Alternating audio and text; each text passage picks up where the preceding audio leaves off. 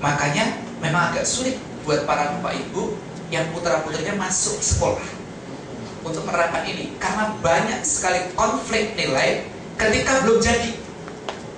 Jadi anak-anak belum jadi sudah ketemu banyak konflik, diminta kreatif tapi dimuruhi terus, dan tidak boleh beda dengan yang itu. Ngatan? Ya memang banyak. Nanti kalau Mbak Monik ini, oh dahsyat sekali ini. Tantangan pertama, yakin deh, enggak jauh. Tantangan pertama saya adalah dari orang tua saya. Jelas, ketika anak-anak mulai tahu sekolahnya ngomah, saya ditelepon saat itu juga.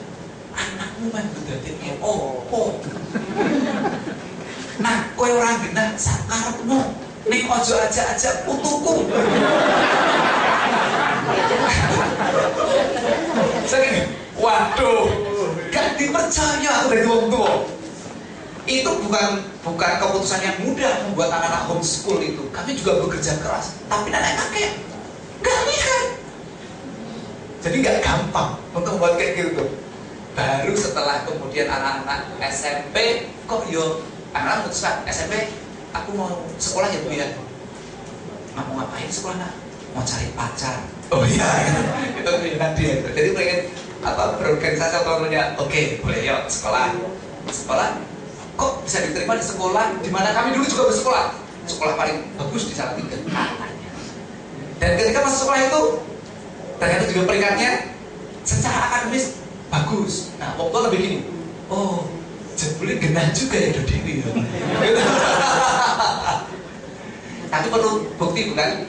Sehingga ketika elan, tantangannya sudah tidak terlalu besar lagi. Tapi perlu bukti. Belum lagi ketika teman-teman saya tahu saya dan anak-anak homeschool, saya disidang oleh kawan-kawan. Teman-teman ITB saya kata dapat kumpul di satu ruangan dan saya diundang sekeluarga. Dia belum ada. Ya. Kamu ini, lalu waktu itu belum ada fasilitas Skype, tapi sudah online Belanda dan Amerika. Jadi di Belanda dan Amerika sudah langsung ngobrol dengan kami, chatting waktu itu. Ngobrol. Kamu ini cerita, ngobrol sampai akhirnya saat ini mulai bahwa teman-teman begini. Iya, kita ini mengalami ketika lulus sekolah, maka saat itu juga kita berhenti membaca. Karena wis lulus, wis rampung di sekolah, maka perlu mulai dengan makanya belajar. Yang itu menuntut ilmu. Rasul kami tidak menyuruh kami sekolah, tapi Rasul kami menyuruh kami menuntut ilmu, belajar yang disuruhkannya. Maka belajar itu yang penting. Nah, bagaimana kemudian memadukan itu Pak? Basicnya dulu kayak gitu tadi, iman, akhlak, adab menikah adab Pak. Netralis itu bagus atau tidak Pak? Bagus. Anak bernetralis itu berani. Yang tidak berani tidak netralis. Tapi kalau neneknya ada di bawahnya, itu namanya tidak sopan. Itu adab, etika. Jadi kadang-kadang begitu. Jadi saat dia bicara gini, Pak Aceh salah. Kalau yang bilang begitu Elan lucu. Tapi yang bilang begitu saya kurang ajar. Maka ketika mulai beranjak makin dewasa, dia mulai memahami adab. Jadi akhlaknya kuat, dasar karakternya kuat, lalu memahami etika adab. Setelah itu banyak dari kita ini sebenarnya urusannya urusan mulut. Sing dikarepe bener, caranya ngomong keliru, yang diterima keliru jadinya. Maka lalu mulailah belajar cara bicara. Nah, yang semacam ini kan pola yang tidak bisa balik tangan. Wajar, proses. Maka memang agak berat jika itu terjadi berjauhan sejak awal. Ada ekstra effort di dalamnya. Ekstra effortnya apa? Dengan istrinya dulu mesti komit nih Pak. Karena Bapak mungkin berjauhan. Jadi kita kan perlu partner yang konsisten. Nah, ini pakai saudara Pak. Karena kami kan dibesarkan dalam keluarga yang berbeda. Kami tumbuh pada lingkungan yang berbeda. Sekarang menyamakan persepsi tidak mudah.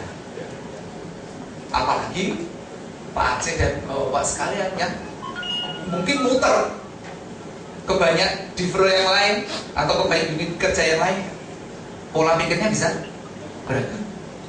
Apa boleh buat, kuncinya memang ada pada komunikasi. 80% diri kita ini terbentuk dari komunikasi. Komunikasi itu bisa, yang pertama tentu oral, ada yang non oral, bisa written atau visual, dan ada satu hal yang menarik, komunikasi yang membuat enjoy tadi Pak. Easy. Ya itu perlu proses lagi Pak. Jadi menyamakannya dulu. Sing mbok seneng iki piye? Apakah kamu suka jika saya bilang salah? Atau saya bisa begini, koyone kayak gini nih ya Bu yo. Lalu dia ngerti sendiri. Ini kan perlu tahu. Prinsipnya adalah bukan what I like,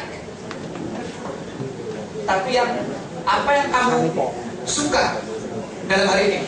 Jadi gaya saya menyesuaikan gaya dia, tidak memaksa dia menyesuaikan dengan gaya saya.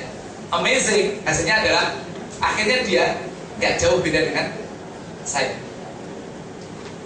Jadi kalau Bapak belajar di Cina itu ada namanya kuamia. Kuamia itu proses apa ini? Salah satu cara membaca karakter seseorang dari wajah, caranya bicara, caranya berdiri, caranya berjalan. Bapak akan melihat bahwa orang yang berpasangan cenderung wajahnya makin mirip, betul tidak? Tingkah lakunya juga makin. Nah, maka nanti perhatikan baik-baik pasangan hidup di rumah. Makin mirip dengan siapa?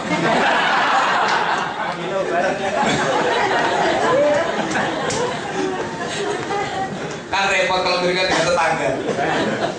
Nanti putra putri kita jadi ini mesti putranya Pak Ano, ini putranya putra Pak Ano. Karena ada bukan sekedar genetis di sana, tapi dari proses ini nanti akan matanya, caranya bicara, lalu solah bawan pun itu ya akan terbentuk yang sama. Itu terbaik.